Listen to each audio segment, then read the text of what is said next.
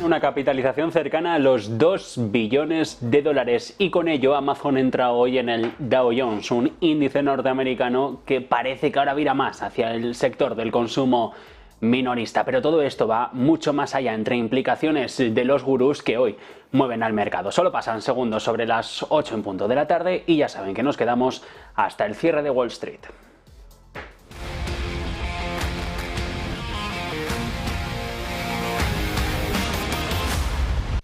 Muchas gracias, señor vicepresidente.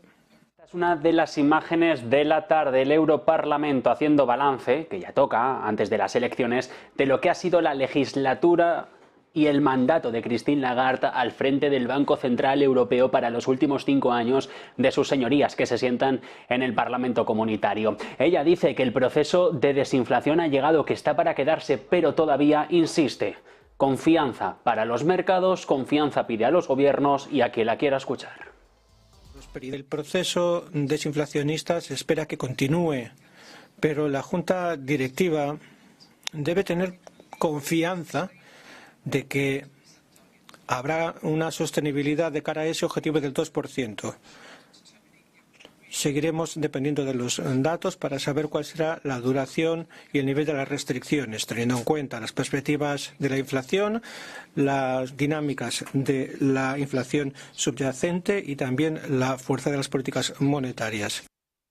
El miedo está ahora, ha dicho la francesa en esta declaración de la tarde, en la posible espiral de precios al alza que creará nuevas rondas inflacionistas. No está de acuerdo el Banco Central Europeo en que se suban los sueldos, no lo ve bien en ningún país de Europa, de hecho, aunque sobre los costes laborales creen que todo se amortigua sobre los beneficios empresariales que en todo caso no se llegan a trasladar a los consumidores. Recado a los gobiernos y recado a la Comisión es una de las grandes preguntas que dejaba Lagarde y que ha respondido. Parece que sí, sobre todo pidiendo más independencia de Europa, que seamos algo más que un mundo que ha actuado como una subcontrata en servicios esenciales, decía ella, como la defensa o sobre todo ha apuntalado su discurso en cuanto a la energía. Para mantener la soberanía monetaria y económica en estos tiempos, es fundamental que Europa sea resiliente ante los choques y que invierta en la autonomía estratégica. Debe haber una respuesta unificada en Europa, que aproveche el potencial europeo, centrada en el progreso y en 3 frentes. En primer lugar, la independencia. En segundo lugar, la inversión. Y en tercer lugar, la integración. Para reducir la dependencia es necesaria la asequibilidad y la independencia energética. Las empresas europeas tienen que poder competir a nivel mundial y para ello será necesario que sean menos dependientes de la energía de otros. También será muy importante reforzar el papel de las renovables y invertir en energías verdes como el hidrógeno verde y redes eléctricas inteligentes. De momento, y entre estos avisos de Christine Lagarde, el euro contra el dólar a esta hora de la tarde lo que hace es subir, revalorizarse en previsión de que de momento los tipos altos se van a mantener encareciendo nuestra divisa. Lo tenemos en negociación actual en 1,0845. Pero todas estas palabras de Lagarde se complementan con declaraciones como esta. Le consensus, l'analyse collective était que d'ici à quelques années, il fallait s'apprêter à ce que la Russie attaque les 10 pays. Et donc, très clairement, la lucidité est là et le constat collectif est que, au fond, notre sécurité à tous est aujourd'hui en jeu. Es Emmanuel Macron, el presidente francés, alertando hoy en esa cumbre sobre Ucrania en la capital de su país, en París, en la que han estado presentes el resto de jefes de Estado y de Gobierno de la Unión Europea, de que Rusia podrá atacar y que para eso Europa tiene que defenderse, tiene que prepararse, decía, para un ataque de Rusia en un futuro. No hablaba de un cronograma claro, pero sí que insistía el francés en que de momento hay que defenderse porque lo que está en juego es la libertad del viejo continente. También ha remarcado que Vladimir Putin no puede en ningún caso, según lo que ha dicho el francés, ganar la guerra de Ucrania. Pero preguntado ante un posible ataque de Rusia a la OTAN, hoy precisamente quien ha hablado es Josep Borrell esta mañana en una entrevista televisada. Yo no creo que Rusia se atreva a atacar a un país de la OTAN. Porque hoy por hoy, con la administración Biden, un ataque a un país de la OTAN desencadenaría la aplicación del artículo 5 de la respuesta colectiva. Lo que es preocupante son las declaraciones de Trump, donde ha dicho, casi invitado a Putin a atacar a aquellos países que según él... Declaraciones como estas del francés, del español, que dejan inevitablemente una reflexión en la cabeza. ¿Está preparada la OTAN para una guerra contra Rusia? La independencia, o mejor dicho, la dependencia en defensa del viejo continente en cuanto a otros aliados de la talla de Canadá o de Estados Unidos, sigue demostrando que somos suficientemente vulnerables como para, entre otras cosas, defendernos, sí, pero no de una manera muy clara, ni mucho menos con una victoria asegurada. Europa debe aumentar la capacidad militar, es en lo que confluyen la mayoría de los líderes europeos, pero la fragmentación o la escasez de inversiones, dicen, han minado el equipo militar con el que cuenta la Alianza Atlántica en este mercado común de más de 400 millones de consumidores. Europa, insisten todos desde Bruselas, lo han hecho hoy repetidamente durante toda la mañana, necesita dinero, lo necesita urgentemente para acelerar la inversión en pedidos a la industria de defensa para que sea este sector el que crezca a un mayor ritmo en comparación con el resto en los años que vienen. Sin embargo, los altos costes o en este caso la resistencia a recaudar fondos pueden obstaculizar todos estos esfuerzos. El caso es que la OTAN y por la OTAN es otra de las grandes imágenes de la tarde.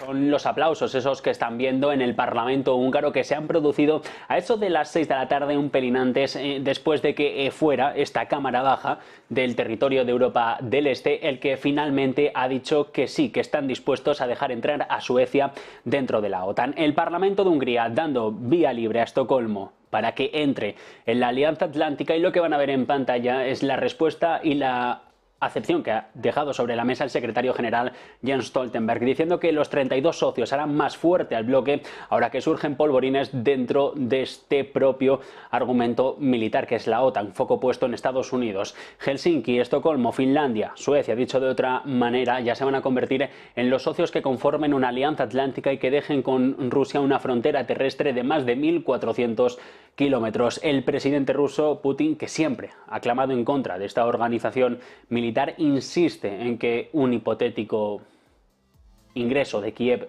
de Ucrania, dentro de la OTAN podría cercar un conflicto entre ambos bandos. Pero de fondo, la gran amenaza que dejaba caer, entre otros personajes de la tarde, el secretario general de Naciones Unidas, Antonio Guterres, es esta que van a escuchar en los próximos minutos. El foco puesto en la alerta nuclear. The proliferation of illicit small arms and light weapons and the use of explosive devices in populated areas. Militaries are developing terrifying new applications of new and emerging technologies, including artificial intelligence and autonomous weapons systems. An arms race in outer space has moved from speculation to real possibility, a prospect with potentially catastrophic consequences. And the nuclear shadow that loomed over humanity last century has returned with a vengeance. The nuclear risk is higher than at any moment since the depth. Guterres reitera en que la alerta nuclear está sobre la mesa y dice que todos los países deben conformarse para llevar hasta el final sus compromisos de desarme nuclear, incluido el Tratado sobre la no proliferación de las armas nucleares, a poner en vigor el Tratado de Prohibición Completa de Ensayos Nucleares, algo por lo que dos de los grandes bloques del planeta, como son Rusia o Estados Unidos, no están dispuestos a hacer, después de que, recuerden, en octubre fuera Washington, el Departamento de Energía estadounidense, el que dijera que había llevado a cabo una explosión química subterránea en Nevada para mejorar la capacidad de los Estados Unidos para detectar explosiones de bajo rendimiento en todo el mundo, algo que desde el Ministerio de Exteriores de Rusia dijeron que consideraban que era una amenaza velada por parte de la administración de Joe Biden y que daba muestra de que Estados Unidos no estaba renunciando a la idea de realizar una prueba militar. Y esto viene también con últimas horas que se van generando dentro de nuestras fronteras aquí en España. El gobierno anuncia la creación de una nueva empresa pública para movilizar hasta 20.000 millones de euros. Objetivo: invertir en tecnología y también entrar dentro del accionariado de Telefónica. Lo anunciaba el ministro José Luis Escrivá esta misma tarde durante el Mobile World Congress de Barcelona. La intervención pública, el bien público, tiene que ver más con el horizonte al que uno piensa que tienen que manejar las inversiones. Vamos a invertir mucho en algunos ámbitos que son genuinamente innovación, que es research and development en sentido puro. Realmente en el sector público tenemos que introducir muchas tecnologías, por lo tanto podremos y recibiremos ayuda del sector privado, pero es conveniente que desde el propio Estado tengamos herramientas empresariales que nos ayuden a traccionar determinadas cosas, porque el nivel de inversión puede ser muy importante y tenemos que tener cierta flexibilidad al respecto.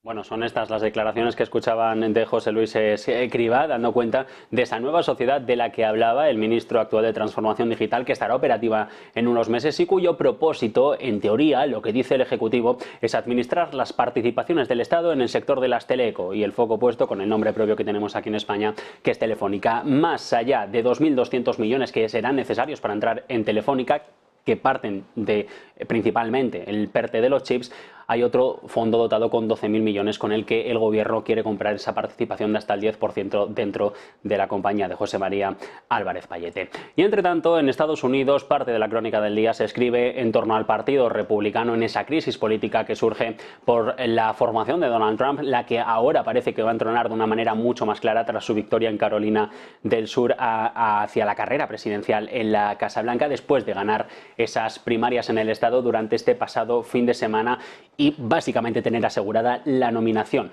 para las próximas semanas. Buen desempeño, en todo caso, el de su contendiente, Nikki Haley, que deja sobre la mesa más interrogantes que respuestas, porque ella de momento no se va. Y esto, cuando hoy a Trump le llega a dimitir hasta la presidenta del Comité Nacional, Ronna McDaniel, quien reemplazará el desafío de unificar el partido fracturado. En los últimos años, McDaniels, en concreto, por lo que ha tenido que luchar dentro de las filas del Partido Republicano, es por esas críticas por la recaudación de fondos, por el desempeño del partido en las urnas tras la derrota de Trump contra Biden en 2020 y sobre todo con esas presiones que llegan por parte del magnate que hoy, más que nunca, vuelven a estar en primera línea de la política estadounidense. Y el mercado, mientras tanto, a esta hora de la tarde, con el foco puesto en ese tono mixto en Wall Street, tenemos al S&P 500 con retrocesos, caídas del 0,23%, son mínimas, cotiza en este caso, sin embargo, sobre los 5.077 puntos, y si miramos a otros derroteros, el Dow Jones, donde hoy ha habido cambio de componentes por esa entrada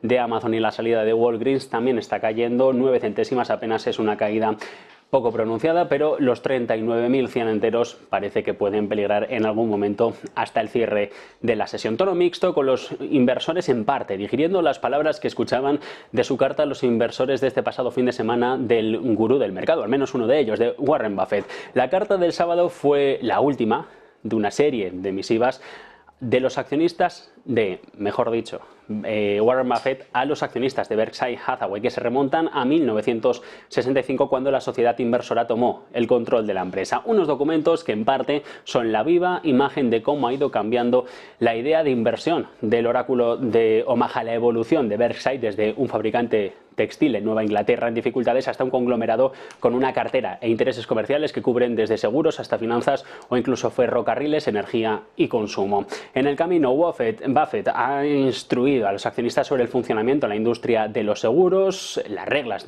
contables o cómo pensar acerca de la valoración de una acción. Y en sus mensajes, o al menos en uno de los más memorables, quedan aquellas palabras del 2 de diciembre del 66 en las que decía estar en búsqueda de adquisiciones fuera del sector textil. Decía, a pesar de que ninguna se había cerrado con éxito. Luego está 1982, cuando fue el afamado inversor el que llevó el cuento a la historia de inversión, y lo que utilizó en este caso para explicarnos cómo invertir fue una metáfora utilizando el cuento de la princesa y el sapo, en la que decía: los inversores siempre pueden comprar sapos al precio actual, si en cambio los inversores financian a princesas que desean pagar el doble por el derecho a besar al sapo, será mejor que esos besos contengan una verdadera dinamita. 5 años después La imagen y la carta era esta que van a ver en pantalla en los próximos minutos. Hablaba en ella sobre las dos grandes enfermedades que decía pueden ser supercontagiosas dentro del ánimo de los inversores, y hablaba y les ponía nombre: miedo y codicia. Y de ahí a 1998, cuando aseguraba que en un mercado alcista hay que evitar el error del pato acicalado, que grazna, dice jactanciosamente, después de una tormenta torrencial, pensando que sus habilidades para remar le han hecho ascender en el mundo. Un pato que en su parte también bien compara su posición después del aguacero, mientras los demás quedan perdidos en el estanque. Y de aquí a 2006, que no sé si vamos a poder ver esa carta en pantalla, ahí la tienen, es la carta original que envió Berkshire Hathaway a sus inversores en aquel año, en 2006, cuando, surfeando la ola, decía en el mercado, admitía que había sido fácil para Berkshire Hathaway tomar beneficios en aquel año y también para el resto de los inversores prosperar con sus operaciones. Entre el 31 de diciembre de 1899 y el 31 de diciembre de 1999, el Dow Jones ascendió de los 66 puntos a los 11.497, un aumento que, decía Buffett en aquel momento, se produjo por una sencilla razón. A lo largo del último siglo, las empresas estadounidenses han ido extraordinariamente bien y los inversores han aprovechado una ola de prosperidad. Hacia 2012 llegó a hablar, en este caso, el oráculo de Omaha, de las burbujas que explotan. Hablaba de las .com, pero también de la inmobiliaria, y decía: esto nos ha demostrado que el conjunto de extraordinarios excesos puede llegar a distorsionar al mercado. Y de ahí nos vamos al gran aviso de 2017, cuando decía en una frase breve que hay que actuar con rapidez cuando se presenten las oportunidades. La de este año, esa carta en la que decía exposición récord en liquidez, cercano a los 168.000 millones de dólares. 16 minutos pasan sobre las 8 en punto de la tarde y tenemos a esta hora al mercado en tono mixto. El Nasdaq 100, el único índice de momento en tono positivo, subidas 0,14%, sin conseguir revalidar la zona, en todo caso, de los 18.000 puntos. El resto de índices en zona de pérdidas y el mercado pendiente de parte de lo que está sucediendo en la crónica de la tarde, en esa crónica que han ido escuchando, que hemos podido ir relatando en estos últimos minutos y que ahora se va a complementar con parte del análisis, con ese juego de poder. José Carlos Díaz, ¿qué tal? Muy buenas noches. Buenas noches, Javi.